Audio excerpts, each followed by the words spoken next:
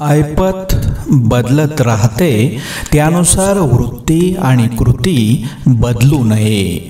आपल्याला ज्या लोकांमुळे त्रास होतो त्यांचे खरं तर आपण आभार माना, कारण त्याच लोकांमुळे कसं वागायचं आणि कसं जगायचं हे शिकायला मिळतं.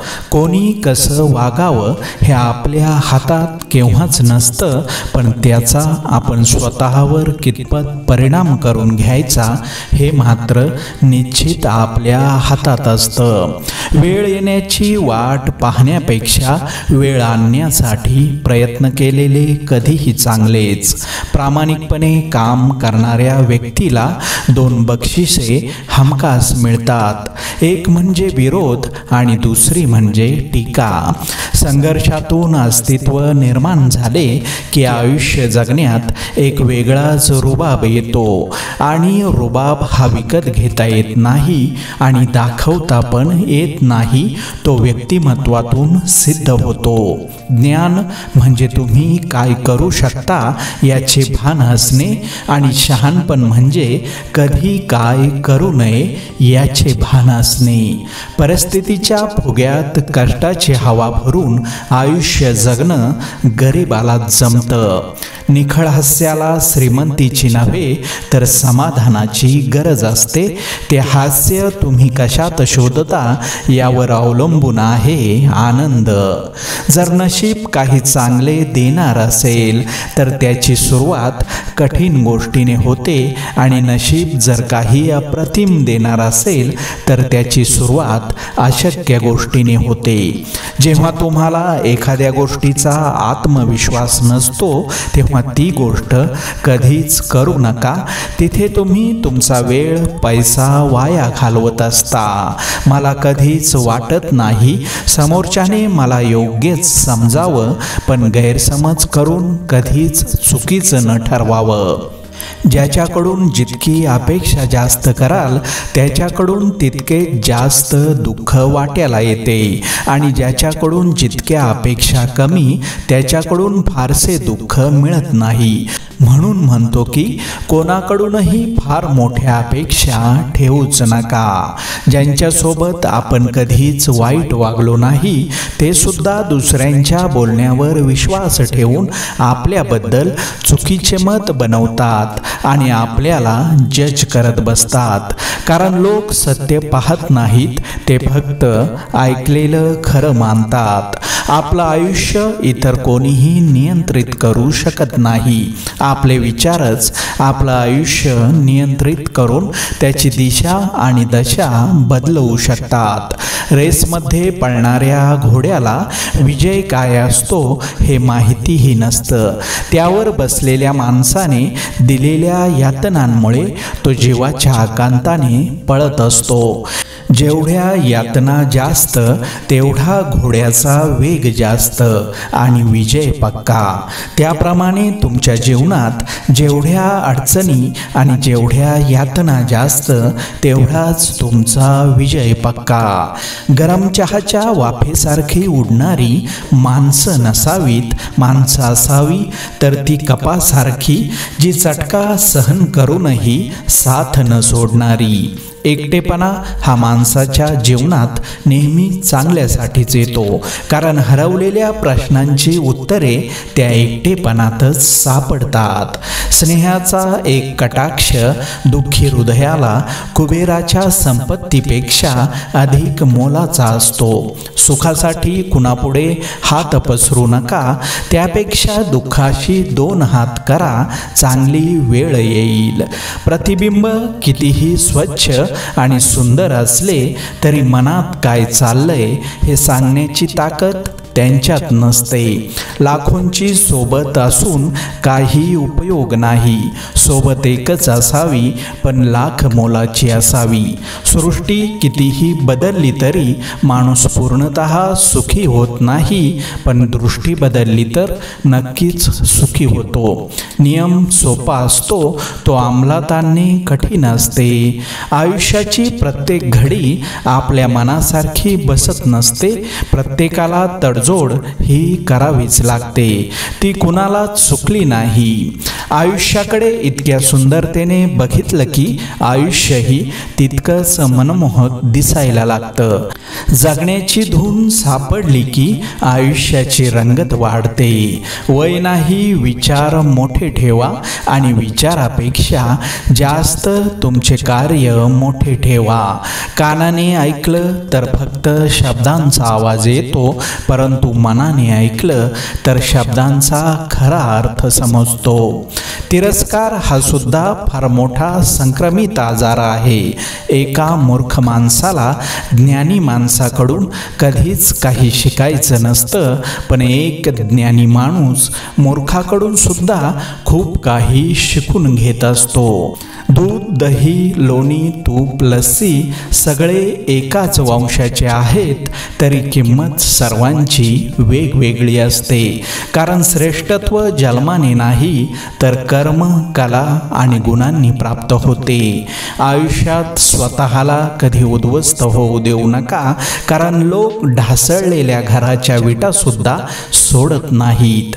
आयुष्यात भेटलेल्या प्रत्येक व्यक्तीने मला ज्ञान आणि अनुभव दिला, पण मी त्यापासून काय बोध घ्यावा हे माझं मला ठरवायचं आहे.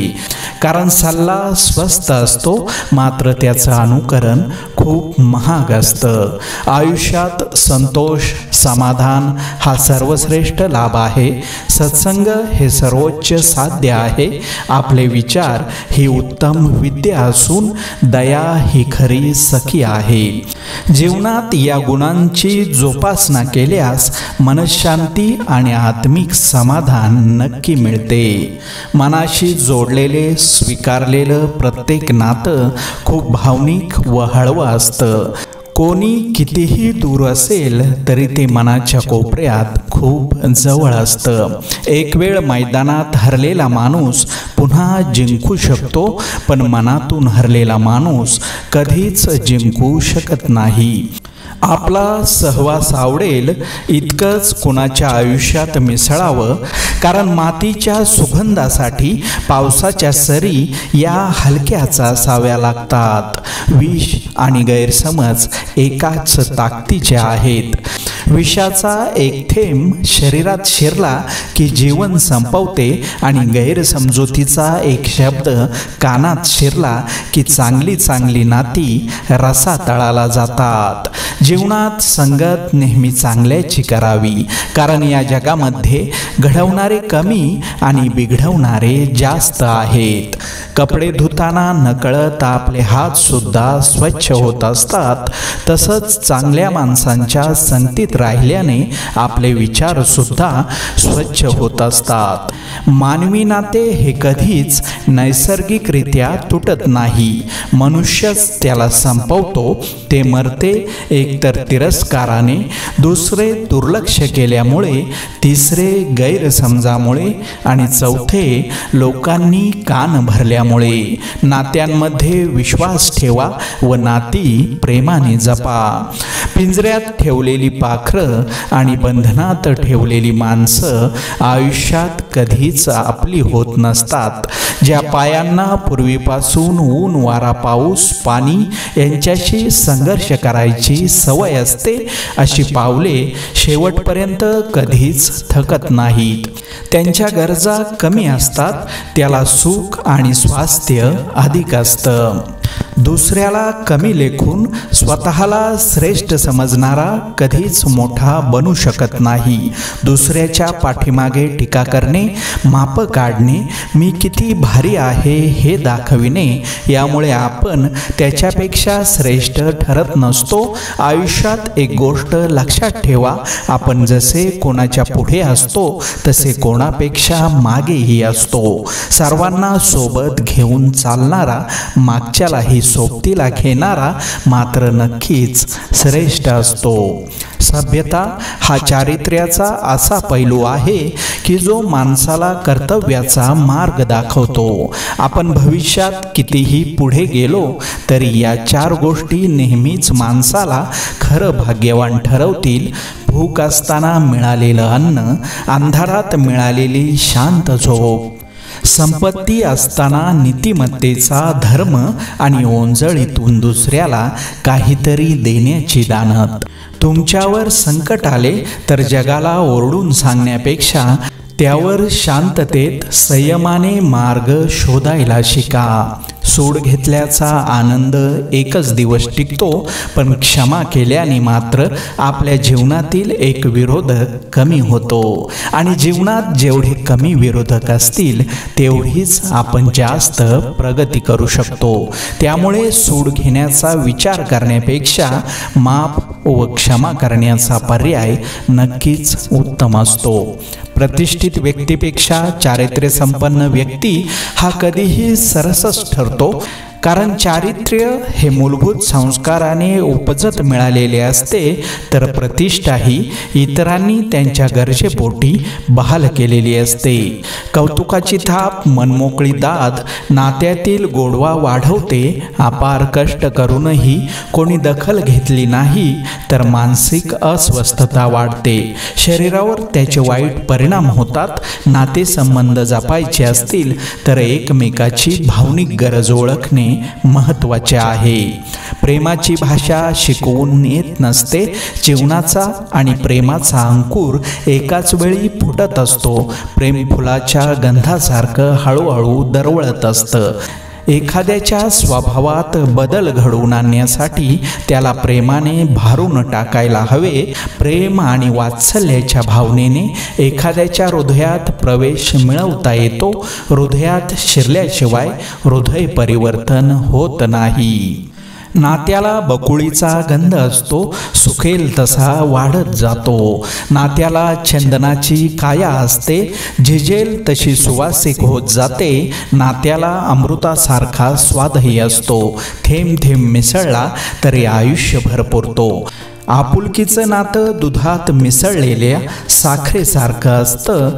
कितीही प्रयत्न केले तरी अलग होणं अशक्य असतं. दुनियेचा एक रिवाज आहे, जोपर्यंत काम आहे तोपर्यंत नाम आहे, नाहीतर लांबूनच सलाम आहे. म्हणून जीवनात मागे बघून शिकायचं असतं आणि पुढे बघून चालायचं असतं.